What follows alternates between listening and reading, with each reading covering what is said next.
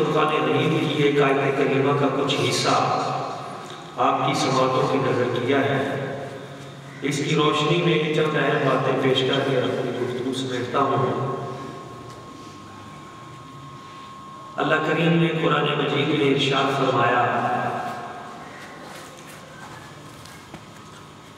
وَيَشْفِي صُدُورَ قَوْمٍ مُؤْمِنِينَ، مومنین کے سینوں کی بیماریاں، مومن قوم کے سینوں کی بیماریاں دور کرنے والی ذات وہ اللہ تعالیٰ کی وَشِفَاءٌ لِمَا فِي الصُّدُورِ، سینوں میں شفا وہی عطا کرتا ہے۔ ایک مقام پہ آیت مبارکہ ہے وَإِذَا مَرِضْتُ فَهُوَ يَشْفِينِ، جب میں مریض ہوتا ہوں تو مجھے شفا وہی دیتا ہے۔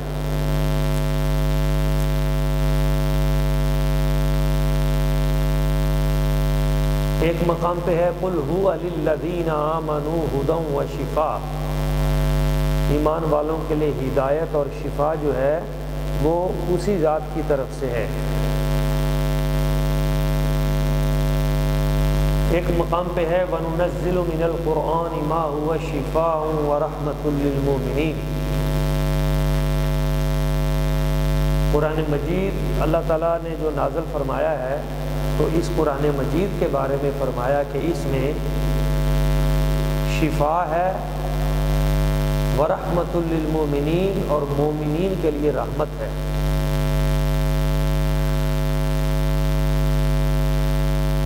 اور ایک مقام پہ فرمایا وَأَوْحَى رَبُّكَ إِلَى النَّحْلِ أَنِ اتَّخِذِي مِنَ الْجِبَالِ بُيُوتًا وَمِنَ الشَّجَرِ وَمِمَّا يَعْرِشُونَ ثُمَّ كُلِي مِن كُلِّ الثَّمَرَاتِ فَاسْلُكِي سُبُلَ رَبِّكِ ذُلُلًا يَخْرُجُ مِن بُطُونِهَا شَرَابٌ مُخْتَلِفٌ أَلْوَانُهُ فِيهِ شِفَاءٌ لِلنَّاسِ، یعنی شہد کی مکھی جو ہے یہ محنت کرتی ہے، سفر کرتی ہے، شہد بناتی ہے، چھتا لگاتی ہے، اور اس شہد میں لوگوں کے لیے شفا ہے۔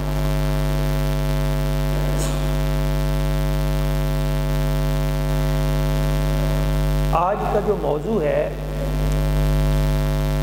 وہ صحت و تندرستی سے متعلق ہے، اور اس صحت و تندرستی کے حوالے سے میں نے جو آیتیں پڑھی ہیں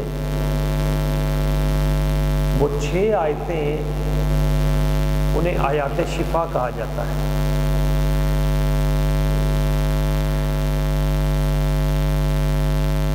اللہ تعالیٰ کو اور اللہ کے محبوب نبی پاک صلی اللہ علیہ وآلہ وسلم کو جو مسلمان مطلوب ہیں وہ صحت مند مسلمان ہیں۔ ایک حدیث پاک میں اس کا اشارہ ملتا ہے المؤمن القوی افضل من المؤمن الضعیف، طاقتور مومن کمزور مومن سے بہتر ہے، افضل ہے۔ اس سے پتہ چلا کہ صحت کا خیال رکھنا یہ کتنا زیادہ ضروری ہے۔ عمومی طور پہ ہم ذکر اذکار تو کرتے ہیں، مسجد میں بھی کبھی آ جاتے ہیں، باقی معاملات میں بھی، اور صحت کے حوالے سے ہم یہ سمجھتے ہیں کہ شاید یہ دنیاوی معاملہ ہے، دین کا اس سے کوئی تعلق نہیں ہے، جبکہ ایسی بات نہیں ہے۔ دین کا تعلق بھی صحت کے ساتھ بہت زیادہ ہے۔ اس لیے قرآن مجید میں بارہا مقام پہ صحت و تندرستی کے حوالے سے قرآن مجید کی آیات موجود ہیں، بلکہ انبیاء کرام کی دعائیں بھی موجود ہیں۔ جو بیمار ہوئے حدیث کی کتابوں میں بھی ان کی دعائیں موجود ہیں۔ جب مرض لاحق ہوا تو انہوں نے اللہ تعالیٰ کی بارگاہ میں عرض کیا کہ یا اللہ ہمیں یہ پریشانی لاحق ہے اور تو ہی شفا دینے والا ہے۔ خود نبی پاک صلی اللہ علیہ وآلہ وسلم کی جو ساری زندگی ہے وہ بڑی پیاری زندگی ہے، متحرک زندگی ہے، خوبصورت زندگی ہے، اور اس میں صحت و تندرستی کے حوالے سے ہمارے لیے بہت سارے فرامین موجود ہیں۔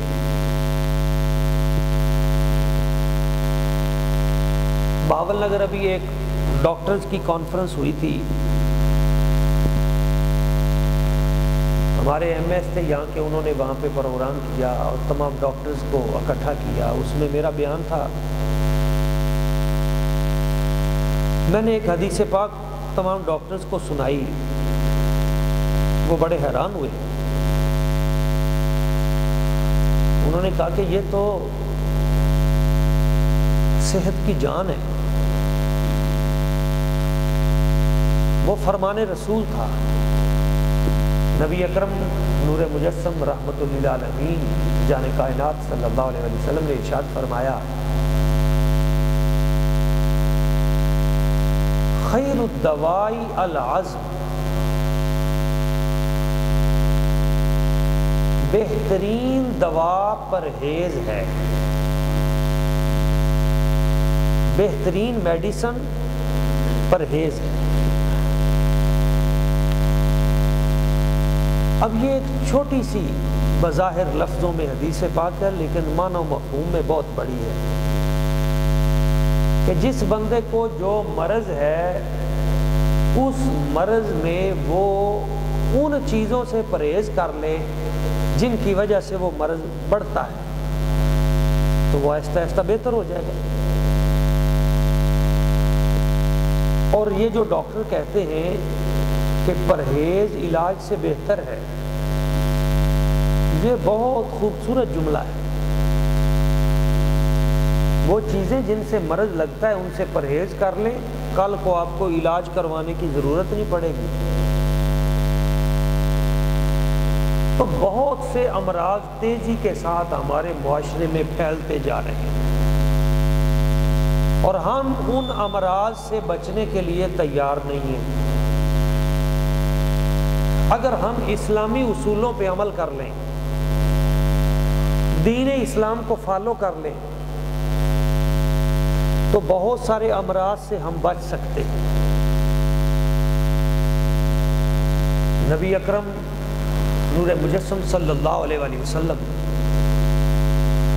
حضور 63 سال کی عمر میں بھی اتنے ایکٹیو تھے کہ چھلانگ لگا کر حضور گھوڑے پہ سوار ہو جاتے تھے۔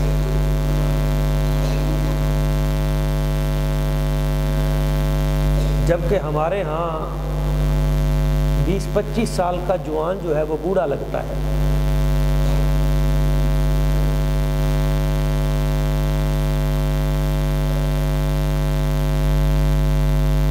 نبی اکرم نور مجسم صلی اللہ علیہ وآلہ وسلم حضور کی ذات ببرکات سے ہمیں ہر چیز ملتی ہے۔ ایک باہر والے ملک سے طبیب آیا، کچھ عرصہ رہنے لگا، حضور میں نے یہاں پہ میڈیکل سٹور بنانا ہے، کلینک بنانا ہے، لوگوں کا علاج کرنا ہے، باہر کے ملک سے پڑھ کے آیا تھا۔ حضور نے فرمایا ٹھیک ہے لگا لو ڈیرا اپنا۔ وہ 6-7 مہینے رہا، پھر کہنے لگا حضور مجھے اجازت دے دو میں واپس جاؤں، میرے پاس ادھر تو کوئی کام ہی نہیں چلا، کوئی مریض آیا ہی نہیں۔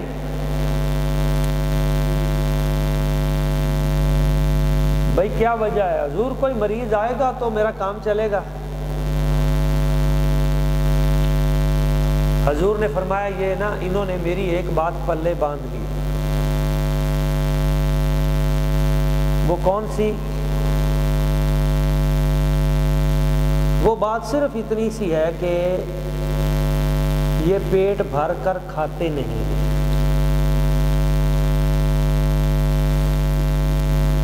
سرکار فرماتے ہیں کسی بھی برتن کو منہ تک بھرنا اتنا برا نہیں جتنا پیٹ والا برتن منہ تک بھرنا برا ہے۔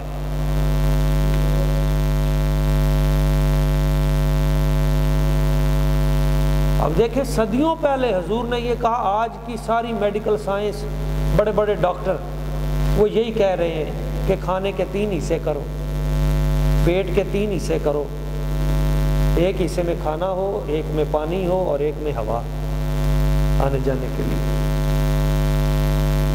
جبکہ ہمارے ہاں یہ ہے کہ بھائی شاید یہ زندگی کا آخری کھانا ہے، اس کے بعد شاید دوبارہ کھانا ملے یا نہ ملے، اس لیے منہ تک تو آنا چاہیے، اور اس کی وجہ سے بیماریاں پھیل رہی ہیں، اور یہ ہم بچپن میں ہی شروع کر دیتے ہیں۔ یہ جو چھوٹے بچے کا میدا ہوتا ہے نا، 5 ملی لیٹر اتنا سے 1 چمچ جتنا، اس کا میدا اتنا ہوتا ہے کہ 1 چمچ دودھ کافی ہے اس کے لیے۔ ہم فیشن کے چکر میں پڑے، ماؤں کا دودھ ختم کر دیا، فیڈر شروع کروا دیا، اور وہ 100 ملی لیٹر کے لگ بھگ اس کا میدا بڑا ہو گیا، وہیں سے کام خراب شروع ہو جاتا ہے۔ اور پھر اس کے بعد ساری زندگی تک ہم بے ترتیب زندگی گزارتے ہیں، کھانے پینے کے حوالے سے ہماری کوئی ٹائمنگ نہیں ہوتی۔ اس وجہ سے بیماریاں پھیل رہی ہیں۔ آپ کو پتہ ہے پاکستان میں دنیا کے اندر سب سے زیادہ شوگر کا مرض جو ہے وہ پاکستان میں پھیل رہا ہے، پوری دنیا میں۔ حالانکہ لوگ تو پوری دنیا میں بستے ہیں، لیکن ہمارے پاکستان میں سب سے زیادہ تیزی کے ساتھ یہ کیوں پھیل رہا ہے؟ اس لیے کہ ہمارے کھانے پینے کے اوقات، ہمارے کھانے پینے کا سسٹم یہ درست نہیں ہے۔ اس حوالے سے ہمیں اسلامی تعلیمات کو اپنانا ہوگا۔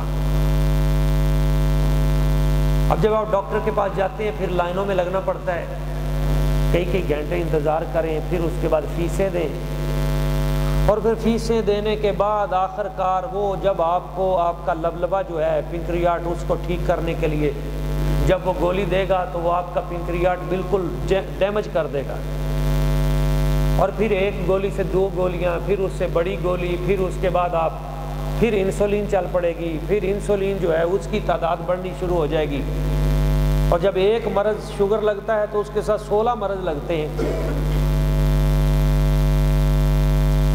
حالانکہ یہ مرض ہے ہی نہیں، یہ غذائی مرض ہے۔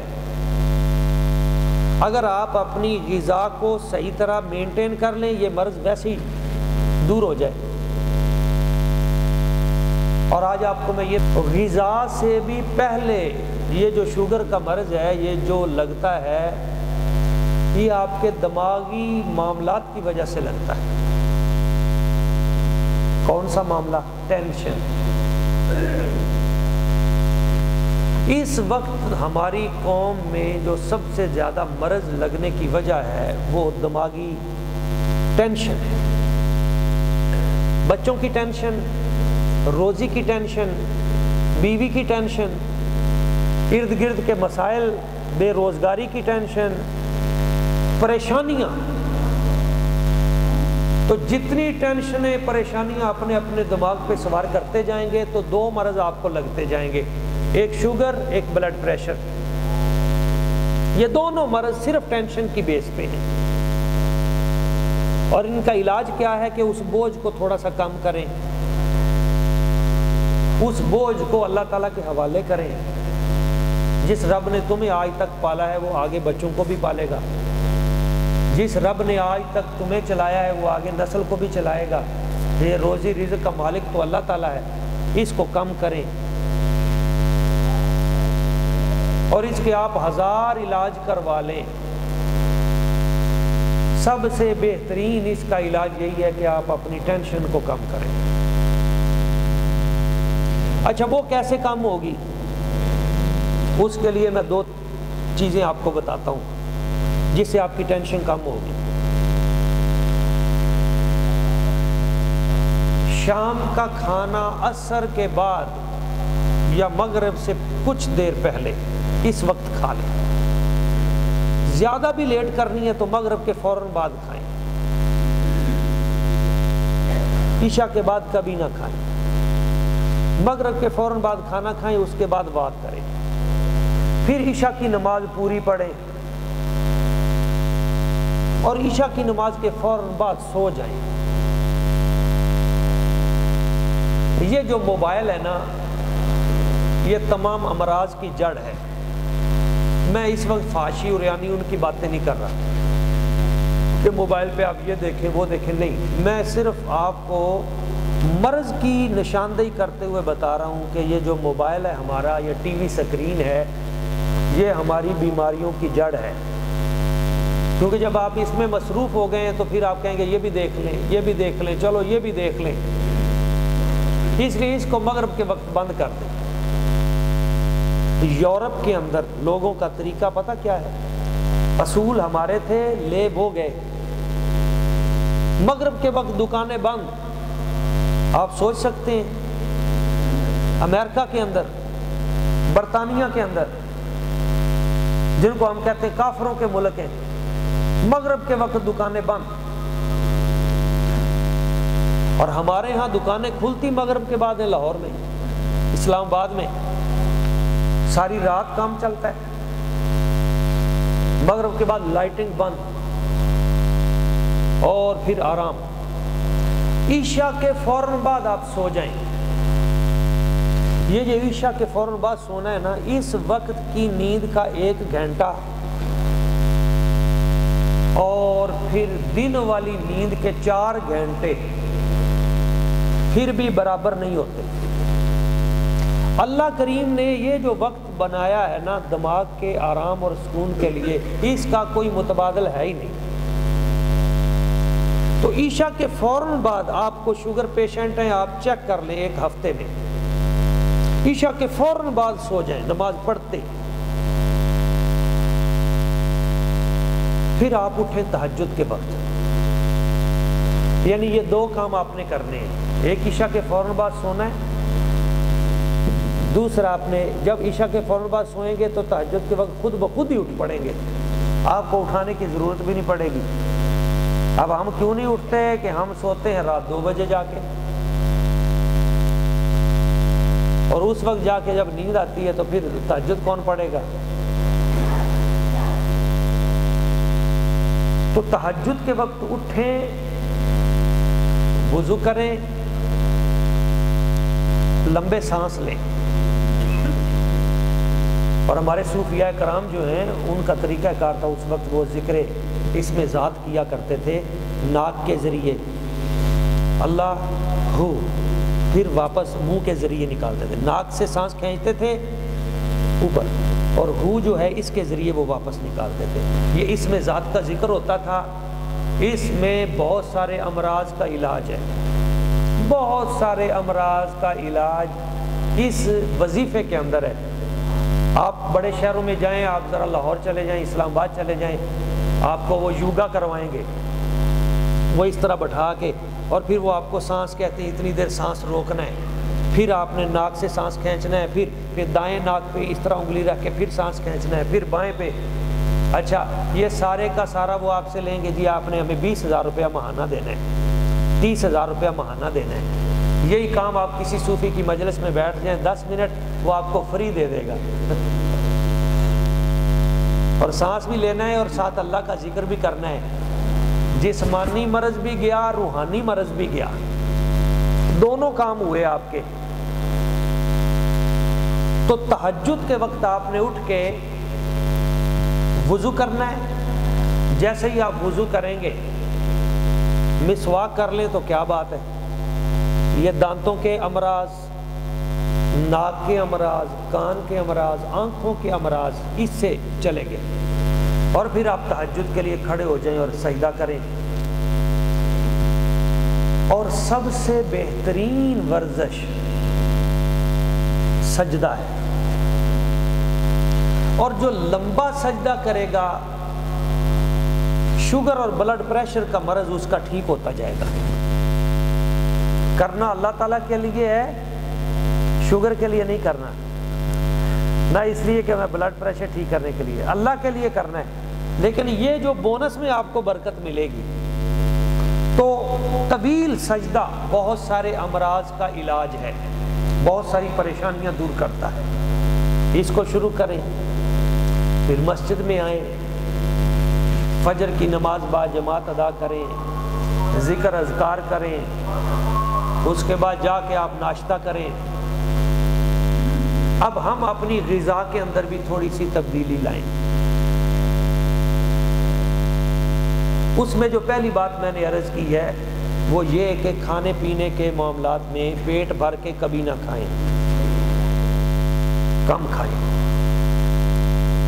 اور دوسرا یہ ہے کہ صرف یہ جو روٹی ہے نا، اس کے ساتھ سلاد کو شامل کریں، کم کھائیں۔ اور پھر اسی طرح دوپہر کے اندر یا نہ کھائیں، شام کو کھائیں، وہ بھی کم کھائیں۔ زیادہ سے زیادہ جسم کو بھوکا رکھیں، اس سے دو فائدے ہوں گے، آپ کا ذہن بھی ٹھیک ہو جائے گا، حافظہ بھی مضبوط ہوگا، موٹاپا کم ہوگا۔ یہ جو بڑے بڑے مرض ہیں نا، شوگر ہے، بلڈ پریشر ہے، فیٹی لیور ہے، اس طرح کے امراض، ان کی سب سے بنیادی وجہ موٹاپا ہے۔ جیسے جیسے آپ موٹے ہوتے جاتے ہیں ویسے ویسے مرض بڑھتے جاتے ہیں۔ یہ امراض کی جڑ ہے۔ اس کو کم کرنے کے لیے اپنی خوراک، یعنی ہمارے بزرگ کہتے ہیں کہ اوپر والا حصہ جو ہے یہ بند کر لو اور نیچے والا جو ہے اس کو متحرک کر لو، یعنی منہ بند کر لو اور ٹانگوں کو حرکت دو، یعنی چلنا شروع کر دو، زیادہ سے زیادہ واک کریں، زیادہ سے زیادہ چلیں، متحرک رہیں اپنے وجود کو۔ اور یہ ہے سنت مصطفیٰ، یعنی آپ گھوم پھر کر جدھر بھی آئیں گے نا تو کامیابی سنت مصطفیٰ میں ہی ہے۔ آپ لاکھوں روپیہ دے کر آپ اس کے بعد ان سے پوچھیں گے کوئی ایسی چیز بتاؤ جس سے میں صحت مند ہو جاؤں، تو ڈاکٹر گھوم پھر کر آپ کو دوائیوں کا اتنا سارا تھیلا بھر کے لوٹ کر آپ کو پھر آخر میں جو گر بتائیں گے نا، وہ وہی ہے جو آمینہ کے لال نے 1450 سال پہلے بتا دی۔ دنیاوی امراض ہیں، جسمانی امراض ہیں، روحانی امراض ہیں، ان سب کا علاج اللہ تعالیٰ نے رکھا ہے، تو وہ دین کے اندر رکھا ہے۔ دین کو صحیح طریقے سے ہم پڑھنا شروع کر دیں۔ اور پھر علاج بالغذا بھی ہے۔ نبی اکرم صلی اللہ علیہ وآلہ وسلم نے چیزوں کا علاج بیان کیا ہے۔ یہ پوری ایک پوری کی پوری ایک فکر ہے، اس کو طب نبوی کہتے ہیں۔ قرآن مجید میں ان چیزوں کا ذکر ہے۔ ہم پڑھتے ہیں والتین والزیتون، انجیر، زیتون۔ آج ڈاکٹر کہہ رہے ہیں کہ یہ جو زیتون کا تیل ہے نا، یہ شفا ہے، اس کے اندر خیر ہی خیر ہے۔ دنیا آج پہنچی ہے، قرآن نے صدیوں پہلے ہمیں زیتون کے تیل کی افادیت بیان کر دی تھی۔ انجیر پہ آج پہنچے ہیں کہ اس کے ذریعے پیٹ کے امراض کا علاج حضور نے صدیوں پہلے بتا دیا تھا، انجیر کے اندر اس چیز کا علاج۔ دنیا آج پہنچی ہے کہ دار چینی جو ہے اس کے اندر بڑے فائدے ہیں، موٹاپا کم کرتی ہے، نظر کو تیز کرتی ہے، جگر کو ٹھیک کرتی ہے، شوگر کو کم کرتی ہے۔ اور نبی پاک صلی اللہ علیہ وسلم سنت نبوی نے صدیوں پہلے اس کی برکتیں بیان کر دی۔ تو جن چیزوں پہ ہم آج پہنچ رہے ہیں، یہ چیزیں صدیوں سے قرآن و حدیث میں آ چکی ہیں۔ ہمارا پرابلم یہ ہے کہ ہم سیدھے رستے سے ہم چیز نہیں لینے کے لیے تیار۔ ہم کہتے ہیں یورپ والے ڈاکٹروں کے پاس جائیں گے، ان سے جا کے پیسے دے کے دوائی لیں گے۔ چیزیں انہوں نے بھی یہی نکالی ہوئی ہیں، انہوں نے ٹیکس لگا کے آپ کو یہ چیزیں دے دیں گے۔ تو دوستو، میں جو بات کر رہا تھا وہ اس تناظر میں کر رہا ہوں کہ آگے رمضان شریف آ رہا ہے، تو رمضان شریف سے پہلے ابھی ہم اگر نیت کر لیں کہ میں نے اس رمضان شریف میں اپنی جسمانی صحت کو بہتر کرنا ہے، تو رمضان شریف کے روزے رکھیں. رمضان شریف کے روزے صرف جسمانی صحت نہیں، روحانی صحت کو بھی بہتر کر دیں گے. حضرت باجید بستامی کا ایک بڑا پیارا جملہ، ایک جملہ آپ فرماتے ہیں، اگر فرعون بھوکا رہتا تو کبھی خدائی کا دعویٰ نہ کرتا. چھوٹا سا جملہ ہے پر بات بڑی ہے. جب بندے کو بھوک لگتی ہے تو بھوک کے ذریعے اس کے بہت سے اندرونی امراض ختم ہوتے ہیں، عجز بھی پیدا ہوتا ہے، بیماری بھی جاتی ہے اور قرب الہی بھی. اور حضرت داتا گنج بخش علی اجمیری آپ تو فرماتے ہیں رب تک پہنچنے کا جو رستہ ہے آدھا رستہ روزے سے طے ہوتا ہے. اللہ تعالیٰ تک پہنچنے کا جو رستہ ہے آدھا رستہ یہ صرف روزے سے. ابھی سے رمضان شریف کی تیاری شروع کر دیں، اپنے گھروں کو اس حوالے سے پاک کریں، تربیت کریں، تیاری کریں. اور جو ہمارے بڑے بڑے پہلوان ٹائپ دوست ہیں ان کو میں کہوں گا کہ ٹارگٹ بنا لیں کہ اس رمضان شریف میں ہم نے 10-15 کلو وزن کم از کم کرنا ہے. وہ کم کب ہوگا، کس طرح ہوگا؟ اگر تو سحری افطاری ہم پہلے کی طرح رکھیں گے، ادھر سے سموسے پکوڑے، ادھر سے لائنیں چل رہی ہیں مال کی، تو پھر جب عید کے اوپر آپ وزن دوبارہ چیک کریں گے تو 5-5, 10-10 کلو مزید بڑھ چکا ہوگا.